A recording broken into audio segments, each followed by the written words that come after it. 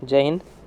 Question दिया हुआ है कि एक क्वेश्चन टेस्ट होता है जिसमें एक बच्चा है, वो तुक्का मारता है या फिर सही आंसर बताता है। अगर जब सही आंसर बताता है तो उसकी प्रोबेबिलिटी क्या होगी, उसकी 3/4 है। ठीक है, 3/4 है। जब वो तुक्का मारता है तो कितना हो जाता है, 1/4 हो जाता है। उसके बाद क्या होता है, अगर मान लो कोई बच्चा गेस करता है और वो सही हो जाता है इसका आंसर, तो उसकी प्रोबेबिलिटी कितना होती है, 1/4 होती है। ठीक है, अब इसको सॉल्व करते हैं। ठीक है, जैसे मान लो एक बच्चा है जो सही सही आंसर, जो आंसर जानता है, जानने की प्रोबेबिलिटी क्या होगी, जानने की प्रोबेबिलिटी होगी 3/4। जो जानता है उसकी प्रोबेबिलिटी क्या है, क्वेश्चन में दिया हुआ 3/4 है।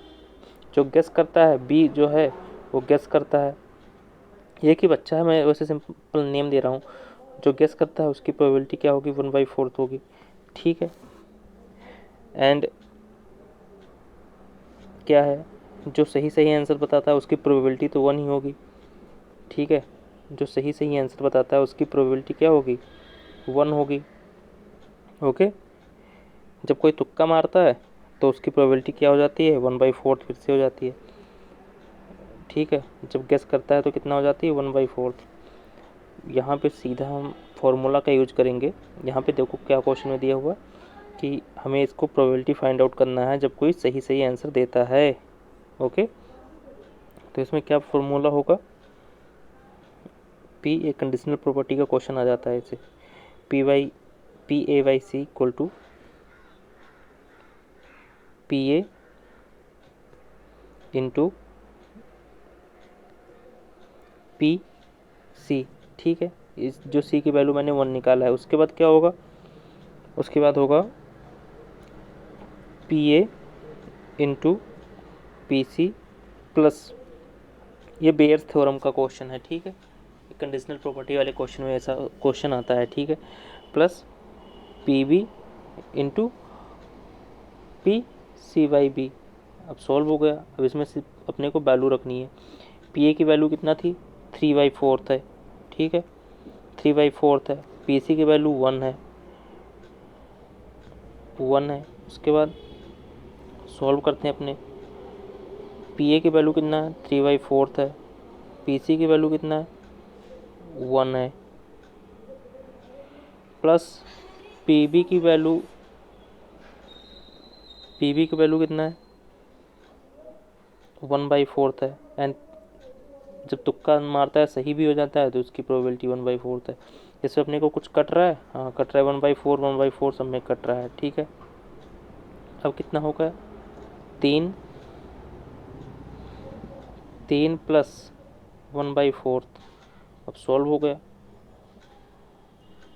3/4 3 12 1 13, 13 इंटू 4 इक्वल टू 12/13। यही इसका आंसर है। ठीक है, लॉजिक समझ में आया, कुछ नहीं करना है। जैसे जब कोई क्वेश्चन सही करता है, जानता है तो 3/4 होगी, गेस करता है 1/4 होगी। जब सही सही करता है तो 1 होगी ही उसकी प्रोबेबिलिटी। एंड जब तुक्का मारता है और सही भी हो जाता है तो 1/4 होगी। ठीक है, जब तुक्का मारता है तो सही भी हो जाती है तो 1 कितना होगी, 1/4 होगी। उसके बाद क्या करना है, उसके बाद हमने बेयर्स फार्मूला यूज कर दिया। इसमें क्या होता है, जब कोई सही सही बोलता है, मतलब जिसकी हमें फाइंड आउट करनी होती है, पहले हमें जो प्रोबेबिलिटी है, उसके बाद टोटल प्रोबेबिलिटी बाई जो झूठ बोलता है उसको नीचे कर देते हैं। ऐसे अगर ना झूठ बोलने की तो उसको हम तो इंटरचेंज कर देंगे। ओके, उसके बाद क्या हुआ, उसके बाद हमने वैल्यू पुट कर दिया, आंसर कितना आ गया अपना, 12/13 आ गया आंसर। बस क्वेश्चन नंबर सेकंड है। क्वेश्चन नंबर सेकंड क्या बोलता है, एक हॉस्टल है जिसमें 60% बच्चे जो हैं हिंदी पेपर रीड करते हैं, 40% जो हैं इंग्लिश रीड करते हैं, एंड 20 जो हैं दोनों रीड करते हैं। एक ऐसे बच्चे को हमें सेलेक्ट करना है जो ना ही हिंदी पढ़ता है ना इंग्लिश पढ़ता है। ठीक है, जैसे कोई साउथ कोरिया का बच्चा मैंने ले लिया। ओके, उसके बाद हमने क्या करना है, इसको तो हम वेन डायग्राफ से भी समझ सकते हैं। ठीक है, ये क्या है, ये हिंदी वाला है, ये इंग्लिश वाला है, ये क्या है, ये बोध है। ओके, जो हिंदी वाला है, हिंदी वाले की प्रोबेबिलिटी क्या होगी? हिंदी कितना पड़ता है? हिंदी जो है 60% है, हिंदी 60% है, इंग्लिश 40% है, या न्यूज़पेपर कितना है 20% है, जो दोनों पढ़ते हैं। तो जो हिंदी है वो कितना है? 60%, 0.6। एंड इंग्लिश वाला कितना है? इंग्लिश वाला कितना है? 40% है। तो 40% का फ्रैक्शन वैल्यू इसको सॉल्व किया 0.4 हो गया। ठीक है, दोनों दोनों कितना पढ़ते हैं? 20% पढ़ते हैं। पी एच इंटरसेक्शन ई कितना हो गया? 20%। ओके, इसके बाद क्या करना है अपने को? जो नहीं पढ़ते हैं उसकी प्रोबेबिलिटी निकाल लेना है, जो नहीं पढ़ते हैं उसकी प्रोबेबिलिटी निकाल लेना है। इसको माइनस कर देंगे, इसको क्या कर देंगे? माइनस कर देंगे। ना पढ़ने की प्रोबेबिलिटी, ना पढ़ने की प्रोबेबिलिटी, ना पढ़ने की प्रोबेबिलिटी क्या होगा? 1 माइनस, हिंदी के कितना है? 0.6 है, इंग्लिश के कितना है? 0.4 है, ना पढ़ने की प्रोबेबिलिटी क्या है? 0.2 है।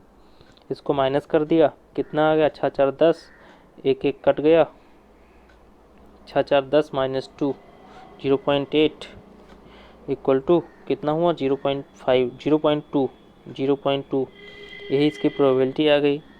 ठीक है, इक्वल टू 1/5। अगर पढ़ेगा, दोनों पढ़ेंगे तब भी उतना ही होगी, नहीं पढ़ेगा तब भी उतना ही होगी इसका आंसर। ठीक है, क्वेश्चन समझ में आया? क्वेश्चन में कुछ भी नहीं है। ठीक है, ये सॉल्व हो गया। हमने इसको वेन डायग्राम से समझा। P H equal to 0.6, P equal to 0.4। Okay, thank you.